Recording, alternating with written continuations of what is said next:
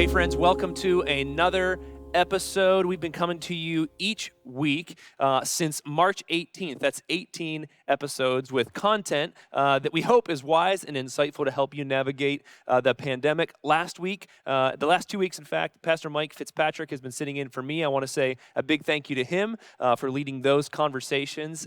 Thanks so much, Fitz, for sitting in. He also said that last week that it was going to be our last episode, but today I've got one more for you.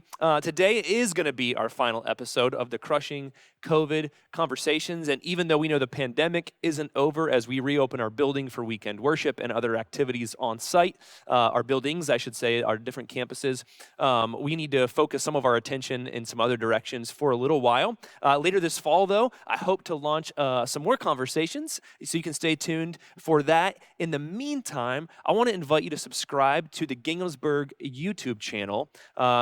There you'll be alerted of new content that we post, and you'll also gain access to all the content in the past, the full episodes from the Crushing COVID series, as well as impact stories, past messages, and future stuff that we create. So take a second today, subscribe to our YouTube channel if you have found these conversations helpful at all.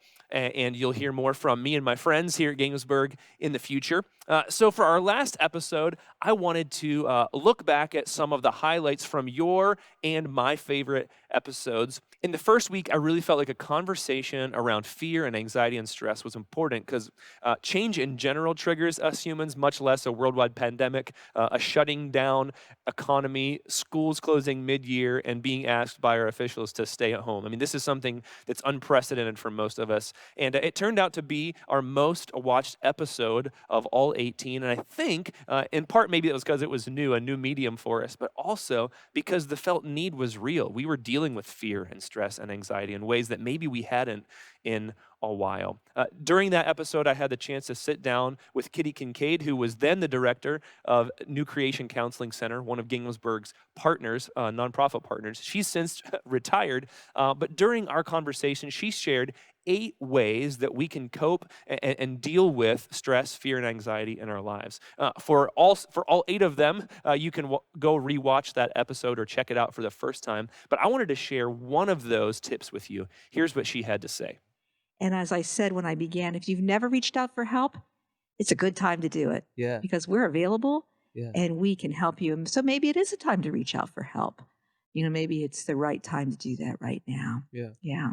You that line, actually, even as we were exchanging the dialogue Mm-hmm. before we sat down together of being gentle with yourself, Mm-hmm. stuck out to me. Maybe that maybe that says something about my own self. But I wonder if it's more universal than that. That it's so easy to be self-critical and to should on. I've heard counselors Oh, about shoulding on yeah. myself. Oh, Oh, I should be doing yeah. this. I should be doing that. Hey, what do you actually need right now? Mm-hmm. And being Mm-hmm. kind. Can you say anything more when we feel like we should do something, or Mm-hmm. when we start to feel guilty or overwhelmed by Mm-hmm. what we can't do? How do we be kind? How do we kind of Mm-hmm. turn the volume of those voices down? Is there anything really Yeah. practical for being kind to ourselves, gentle Yeah. to ourselves? Well, I think we know how to be kind and gentle to others. Ah, And so, say, if I was my best friend, what would I tell myself right now? well, that's good. Would I be willing to give myself a break right now if Yeah, I was my best friend? If I'd tell her or him to give himself a break? yeah, Most of the time, the answer is yes. yeah, So, kind of treat yourself like you would treat somebody else, yeah, and just say those words. I'm going to be gentle to myself today. yeah. I'm going to give myself a break.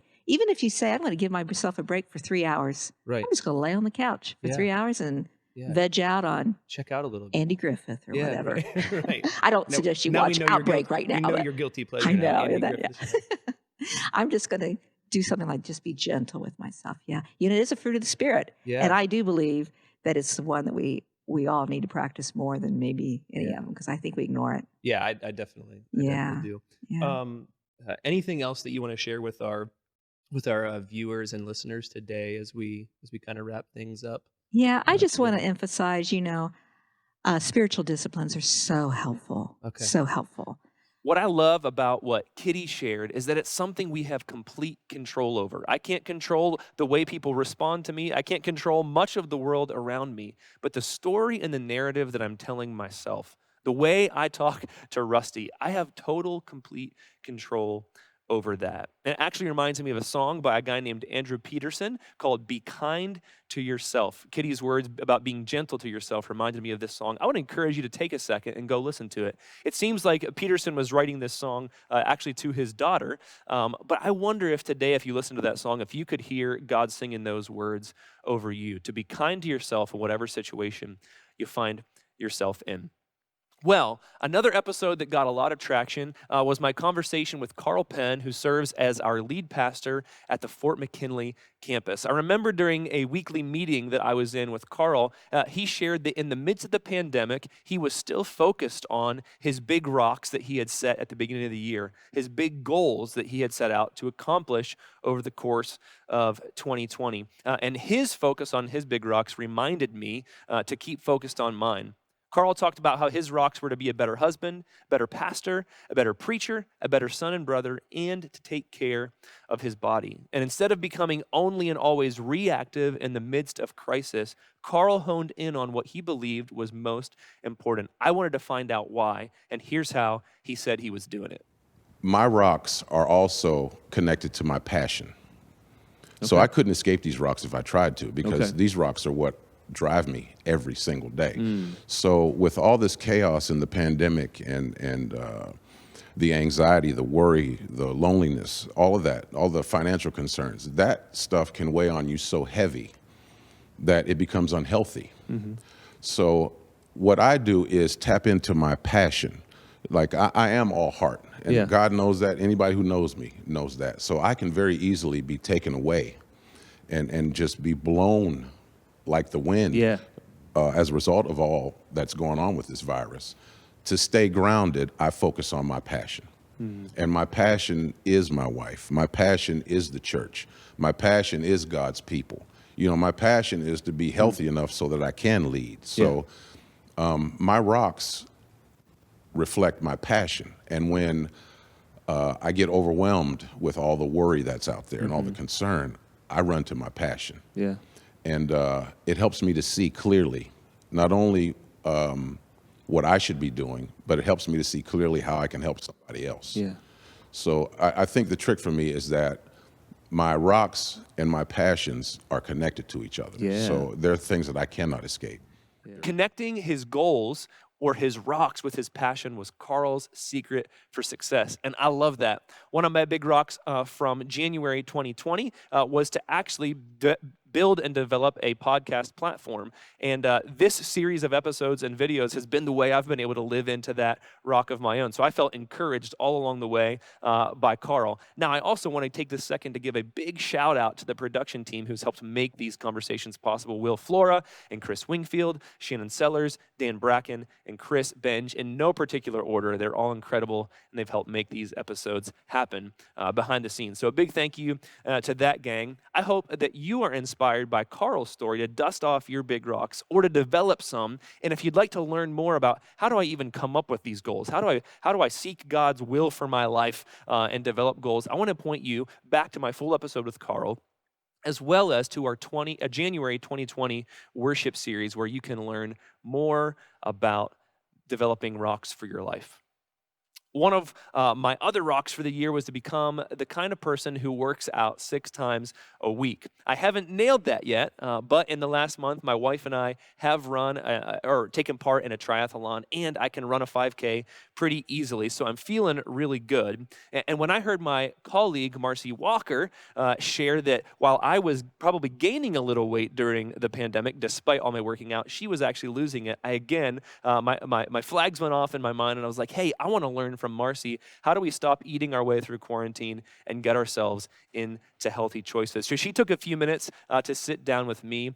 During that conversation, she shared that she was in an accident back in 2017, and that really set her back in her health goals. But over the last 3 years, between her own disciplines and her relationship with God, she's gotten to a place where she's once again making healthy decisions. You can hear more about that story if you go back and watch the full episode. But we also had the chance to demo a dice workout together, which I wanted to share with you now. One, because it makes me feel a little silly, and I think that you'll giggle a little bit as you watch it, but also because if you're looking for a way to mix up your exercise routine or to simply get started in an easy way, I think this might help you. So take a look. And Marcy's going to walk us through. She's going to put me through the ringer. She's going to show me some exercises. Has a fun way for you to maybe jumpstart some activity in your life. So Marcy, take it away. Yes. So most of us have dice laying around the house. They're probably not as cool as these dice. Not as cool as your awesome big dice. And if you don't have dice, you can always just write 2 through 12 or whatever numbers you want to, put it in the cup, then draw them out. So you can make it whatever you want to. But what I'm doing is I actually chose random exercises and just wrote them down. So you can choose whatever exercises you want. Think about your limitations and choose exercises according to that. But for the sake of this, I also put modifications down just in case Rusty cannot do something. There's a modified option. So what I will do, and you can always set your timer for however long you want the workout to be. So if you want the workout to be 15 minutes, set it for 15 minutes. If you want it to be 30 minutes, set it for 30 minutes, okay? So each workout will be different because you're taking a chance. So I'm gonna roll the dice. I'll demonstrate what the exercise is, and then you'll do it. For the sake of time, we won't do the full amount, but we'll demonstrate a little Sounds bit. good. All right, so Give me let's something see easy. what we got. Something easy. Something easy, 11. Hopscotch, that's fun. Just like in elementary school, you're out and in. If you can't do that, Rusty, you can simply do a jumping jack, Okay. okay? All So right. let's try the hopscotch. Where That'll do be my fun hands to go see. for hopscotch? I just keep them Keep them just like this? natural. Okay. Yeah, Gonna wherever you kinda want go to. like this. Is that There right? you go. That's it. That's it. Is that right? Yep. I think it went better during our practice. And so clearly I need a modification. So So what? modification would be a jumping Just a jack. jumping jack. Let's Straight up say- jumping there you jack. go. There we go. So hopscotch is too I can do hard. those. You I can just do it. this. That's awesome. I got jumping jacks down. Cool. So we'll All right. pretend he did 20, and then we'll roll the dice again and Okay. see what's up next. 30-second rest. I'm just kidding. Already? 8. What do we got? 20 jump ropes. Just jump rope in place. So just pretend And like so I got a you're jump rope. pretending like you got a jump rope and jump rope in place for 20. If you need a modification, you're marching in place Okay. for 20. 2, 3, 4, 5, 6, 7, 8, 9, 10, 11, 12, 13, 14, 15, 16, 17, 18, 19, and 20. Awesome. All right, let's see what's up next. All right, 5. What's 5? 20 mountain climbers. Okay, so mountain climbers on your mat. Okay. Plank position, bring your knee in, running it. If you need a modification, you can stand, either jumping or just climbing, okay? Okay. You got it? Yep, I 20, think so. ready, let's Like go. this? 1, 2, 3, 4, 5, yes! 7, 8, 9, 10, 11, 12, 13, 14, 15, 16, 17, 18, 19. That's awesome, Rusty! check Woo, it. woo, woo. One more. Check it. All right. One more. One more. One more. Please don't give us rest. 30-second rest. And 5. Oh, you're at the mountain climbers again. Mountain Let's climbers. go. All right, you ready? Here we go. All right. Count them up. 1, 2, 3, 4, 5, 6, 7, 8, 9, 10, 11, 12, 13, 14, 15, 16, 17, 18, 19, and 20. Good job, Rusty. Awesome. And so high we said five in high the air. five. Boop. A socially distant high five. And so we would set a timer, like you said, You for would set a timer for 10, 15, 20, however whatever. long you want. And you could do this maybe in your office or at home, and every hour do it for 10 minutes. Or you could just, if you have 30 minutes, you can do it for 30 minutes. Anytime you want, you make this workout your own. This is something, again, you're looking for your limitations, choosing exercises accordingly. Now, like Marcy advised, I've had to make modifications to my own workout routine. My initial goal for 2020 was to become the kind of person who works out 6 times a week. I've had to modify that back to 4 just for my season of life and to make myself be a little bit more successful. During that episode, she also shared some tasty recipes that are healthy and easy to make. So I'd encourage you to check those out, and I hope they help you stay healthy as the pandemic tarries on. The 4th most watched episode during these conversations was one that I had with a couples counselor from New Creation Counseling Center named Nate Ellis. Those of us who live with a partner or with families, man, we have experienced stress on our relationships in all kinds of new ways, as many of us have quarantined and stayed at home, at least for different seasons of these last 4 months together. And so I wanted to get some tips for how do we make these closest relationships not only survive the quarantine or pandemic, but how do we learn to thrive in this season? How do we take advantage of this opportunity? And here is what Nate shared first. One is having realistic expectations Okay. for yourself, for you and your partner, for you as a family. And so I'm kind of a visual person, so I use some illustrations. Sure. And so one that I really like that is from Pastor Stan Tharp of Christian Life Center that he talked about at one point was when our expectations are unrealistically high, they might be kind of up here. Yeah.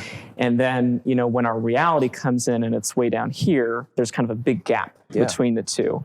And so that can cause a lot of anxiety. So, I talk with clients a lot about, having our expectations be realistic. So we might have to lower that. And then also doing what we can to bring reality up to meet those expectations. So there's kind of a smaller gap between the two. And so I think that goes for us as couples when I'm working with couples. And so one other kind of just quick tool that I might share. This one's actually from John Jung, who is a counselor as well at New Creation. Yeah. And so he talks about connecting on 3 levels for couples. So connecting on a spiritual level, an emotional level, and a physical level. And he kind of talks about those as rings. So spiritual would be at the center, then you have emotional, and then you have physical. Okay. And so he really suggests that couples connect on those 3 levels daily. And that can look like 3 questions at the end of your day. What was a high point of your day? What was a low point of your day?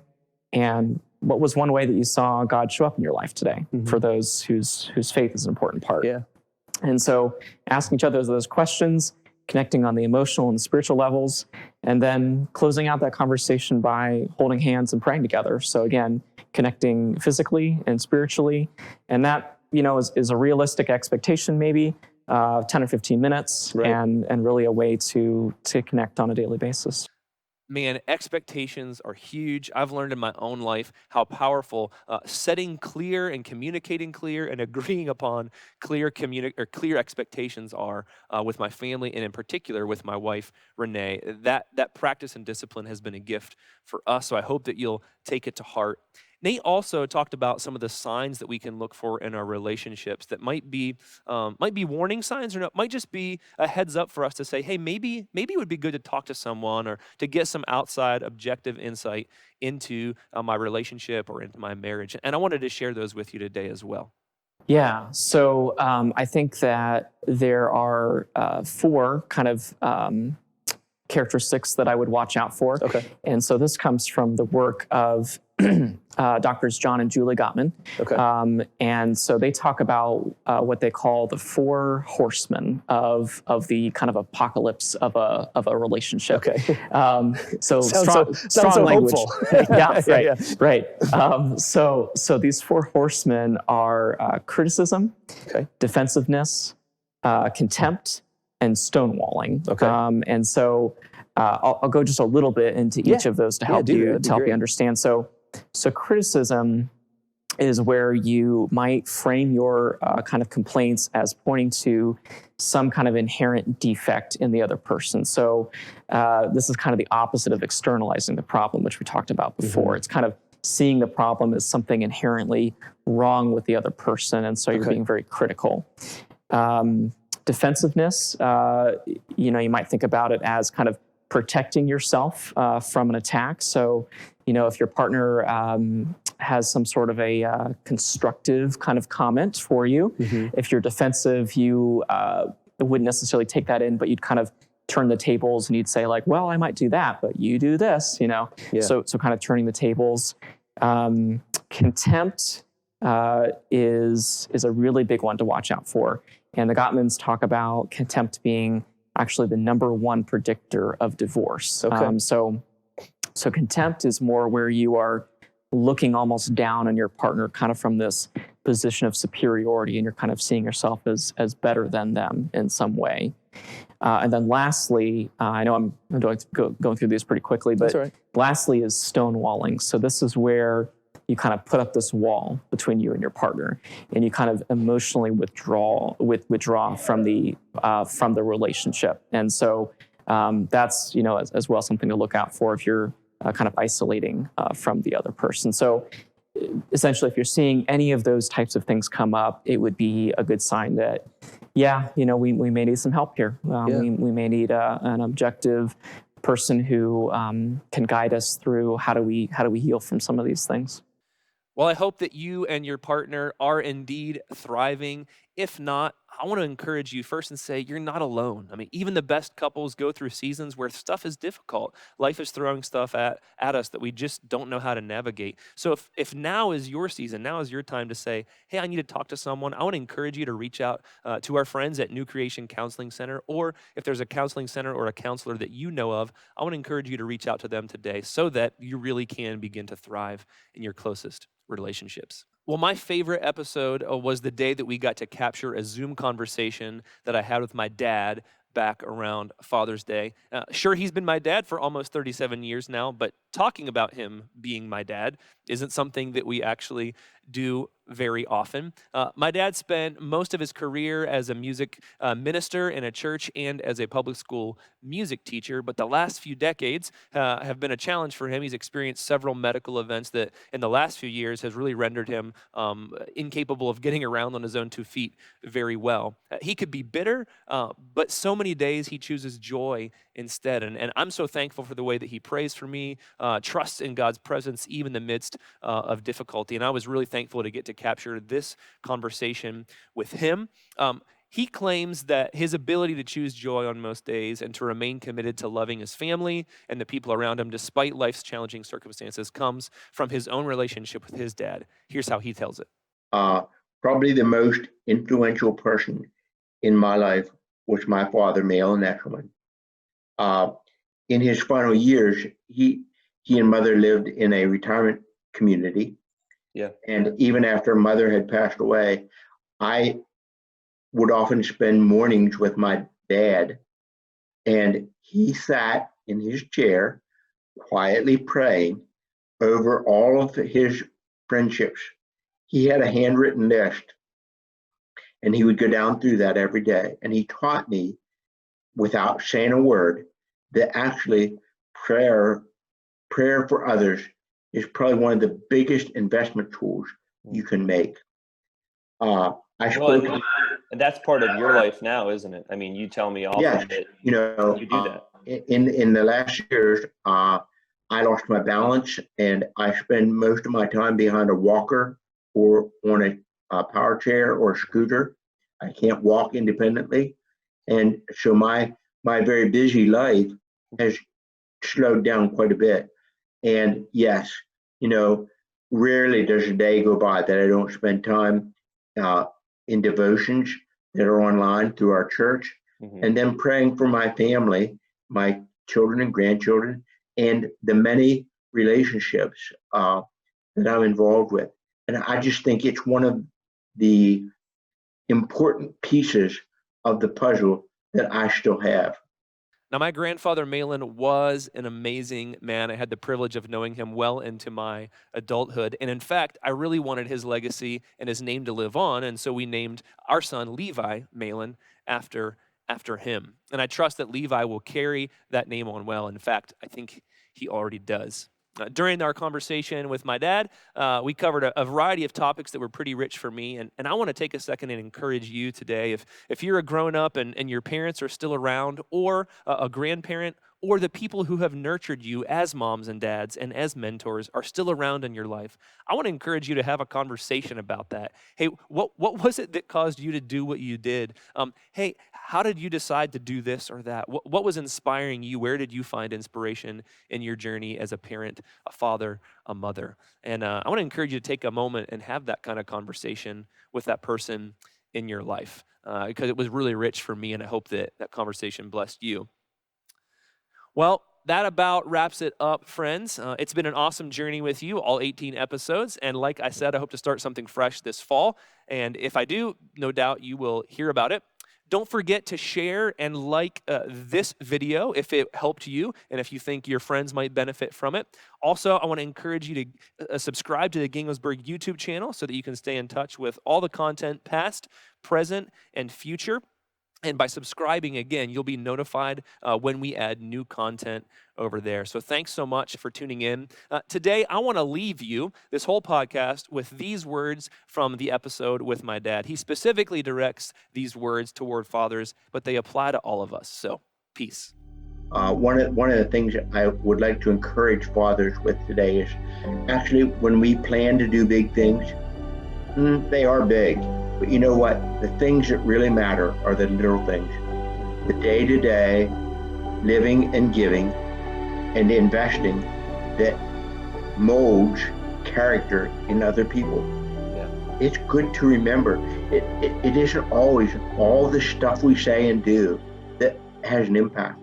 It's the way we love.